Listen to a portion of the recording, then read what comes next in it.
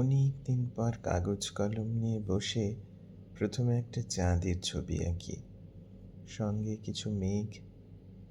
তারপর যথেষ্ট হয়নি ভেবে গোটা তিনেক পাখি, ক্রমশ একটা দেবদারু, কয়েকটা কলা গাছ, অবশেষে অনেকগুলি ছানা সহ একটা বেড়াল। এই সব এঁকে এঁকে তবুও কাগজের নিচে 4 আঙুল জায়গা বাকি থাকে। সেখানে প্রথমে লিখি শ্রীচরণ এসো, তার নিচে সবিনয় নিবেদন, এবং কিছুক্ষণ পরে সবিনয় নিবেদন কেটে লিখি প্রিয়তমাশু।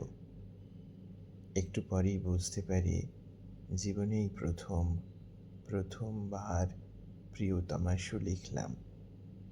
প্রিয়তমাশু, তুমি তো জানো না, জীবনে তোমাকে কোনো দিন ঠিকমতো সম্বোধন করা হলো না।